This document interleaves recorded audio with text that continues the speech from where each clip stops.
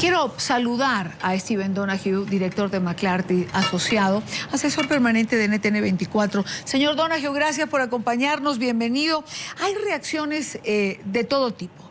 Escuchábamos a los congresistas acusar al presidente de un cinismo extraordinario, de traición. Leía a Hillary Clinton hace un par de horas señalar que está de acuerdo absolutamente con el presidente Obama y que el bloqueo no aisló a Cuba sino a los Estados Unidos. Yo quisiera comenzar preguntándole a usted su opinión. ¿De qué lado está? ¿Ha sido positivo, negativo? ¿Hay pro, contras esta decisión de restablecer relaciones con Cuba? Bienvenido. Buenas tardes, Idani, muchas gracias. Mi opinión personal es una opinión que he tenido hace más de 20 años cuando era oficial de inteligencia en el Pentágono y escribí un papel sobre este tema diciendo que era bastante claro que la política nacional estadounidense sobre Cuba era contraproducente. Si queríamos que Cuba tuviera una transformación económica y una transformación política, una apertura a un mercado, a una economía de mercado y una política más abierta donde hay más libertad de prensa, más libertad de expresión, que habrían que bajar estas reglas que teníamos, este embargo que teníamos, y así dejar entrar más plata, más circulación de bienes para que los cubanos mismos, los ciudadanos en la calle, tuvieran acceso no solamente a información, pero a las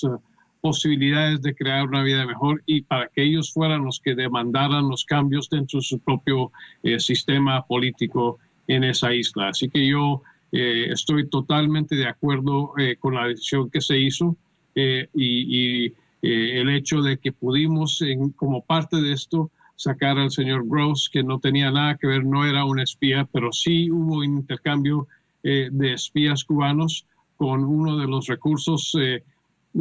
que el gobierno estadounidense estaba usando dentro del sistema cubano de inteligencia, que nos había proveído información sumamente importante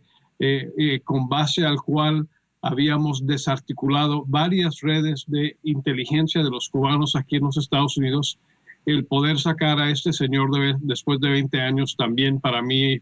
personalmente es muy importante. Bueno, creo que, digamos, en ese punto sí es en algo en lo que se está de acuerdo, en celebrar el que Alan Gross haya salido después de 5 años preso. Por cierto que cuando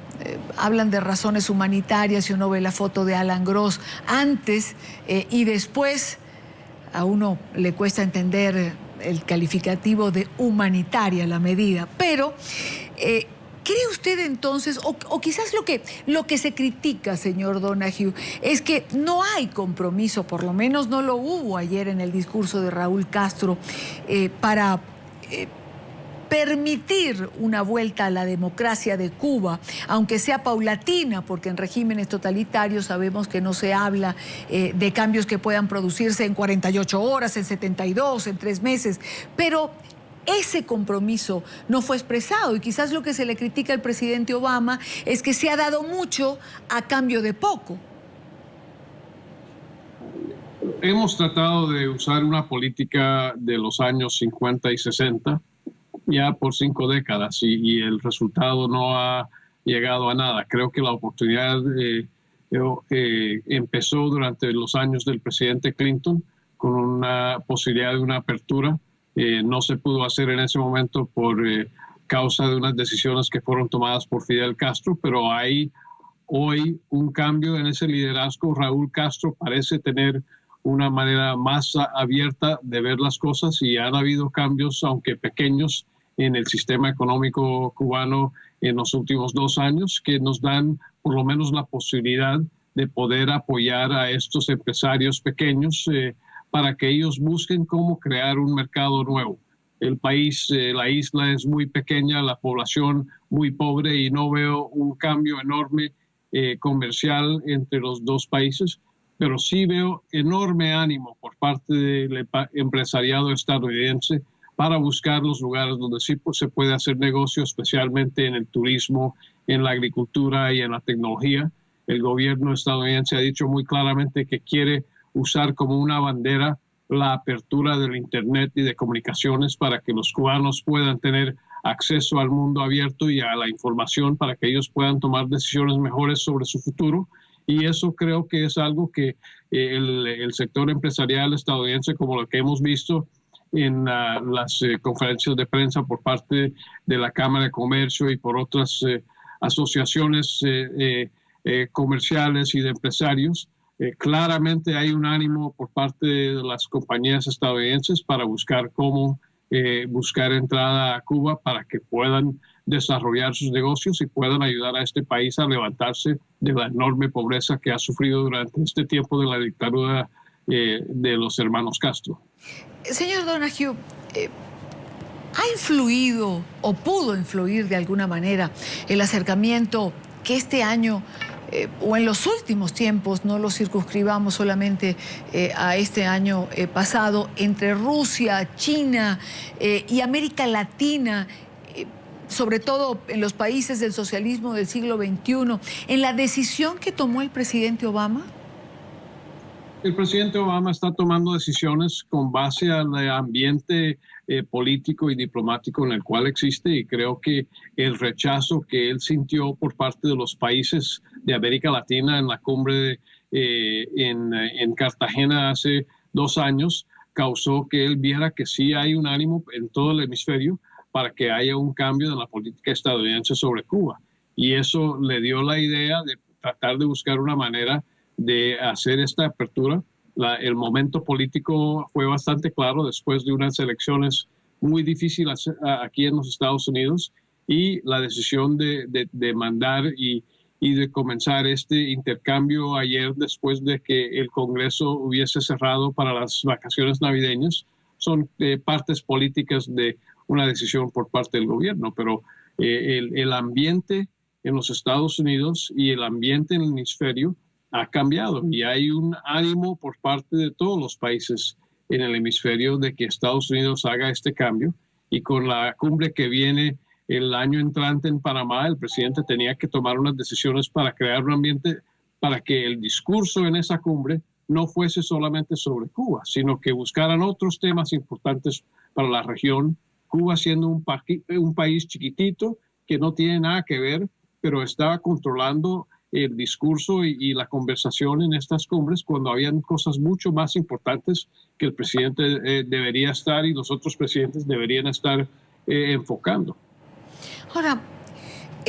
por otro lado, el presidente Obama señalaba en su intervención, y esto es algo que siempre conversamos, los temas que tienen que ver con seguridad, que iba a pedir que se revisara el estatus de Cuba en la lista de países de apoyo a terroristas y vinculados con el terrorismo. ¿Es tan fácil como producto, digamos, de este reinicio de relaciones, borrar lo que ha hecho Cuba en relación a esto? Hay diferentes partes de la política nacional. Hay algunas que él, como presidente y ejecutivo y líder del gobierno, puede ordenar usando su potestad como presidente, y hay otras que están escritas en la ley que van a requerir que el Congreso, que ahora va a estar en manos de los republicanos, van a tener que hacer. Hemos escuchado muy claramente la voz del senador Rubio, que ha dicho que él va a hacer todo el esfuerzo que puede para prohibir que haya un embajador estadounidense asignado a Cuba, que él va a hacer todo lo posible para prohibir que se pueda instalar una embajada estadounidense en La Habana. Pero hay muchas otras cosas que se pueden hacer no llegando a esos fines, y hay ya, por cierto, en La Habana un encargado de negocios sumamente capaz que tiene rango de embajador personal, pero que no está en una función como embajador, sino encargado de negocios. Hay un edificio que, aunque técnicamente es un anexo de la embajada suiza, pero es un edificio completamente controlado por el gobierno estadounidense, que en su momento serviría como por lo menos el comienzo de una embajada, y ahí es el lugar en el cual los diplomáticos estadounidenses continúan a trabajar desde los años cuando el presidente Carter reinició ese nivel de intercambio diplomático. Claro, lo que pasa es que, digamos, no solo el senador Marco Rubio ha señalado esto, lo hizo también Bob Menéndez, senador demócrata, preside la Comisión de Relaciones Exteriores del Senado, es decir, colaborador del presidente Obama, un hombre cercano, digamos, y ayer marcó la distancia en relación a esta decisión. Hay decisiones muy claras y políticas muy claras por parte de diferentes políticos de ambos partidos. Yo diría que también si vieran las fotos del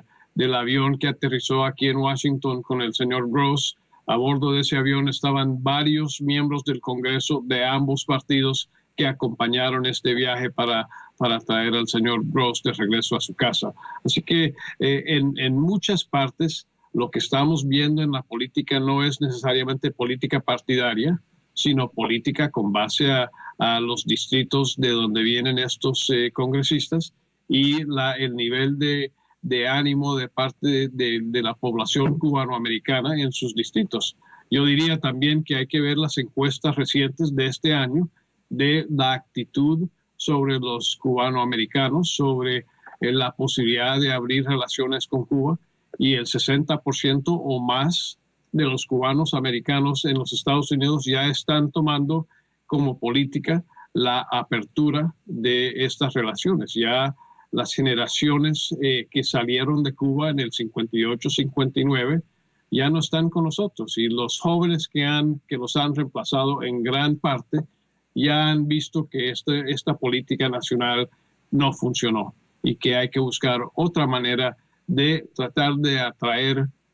a sus familiares cubanos para que sean parte del mundo moderno y buscar que haya un cambio interno en Cuba para que liberalicen su economía, que haya mercado, economía de mercado, y que haya más apertura en el sistema político para que ellos puedan escoger